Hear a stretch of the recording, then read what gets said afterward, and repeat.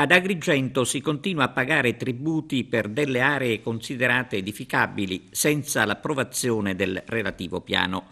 Dalle parti di San Leone i proprietari dei terreni si vedono recapitare le richieste di denaro assolutamente non dovuto.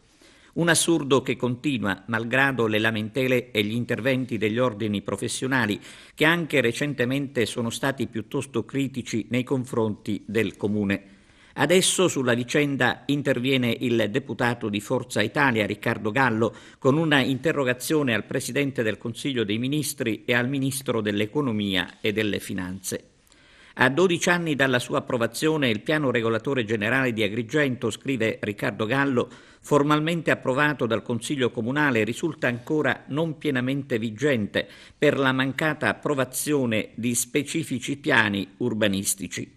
In tale situazione, aggiunge Riccardo Gallo, tutti i cittadini proprietari dei terreni individuati come edificabili si vedono chiamati al pagamento dell'imposta sui terreni senza poter realmente utilizzare le aree per edificare.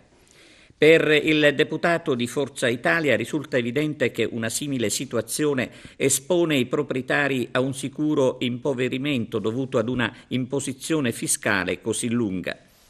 Riccardo Gallo chiede pertanto al Governo di valutare l'opportunità di assumere iniziative normative rendendo più stringenti i limiti dell'imposizione tributaria relativa ai terreni, correlando la stessa all'effettiva utilizzazione edilizia.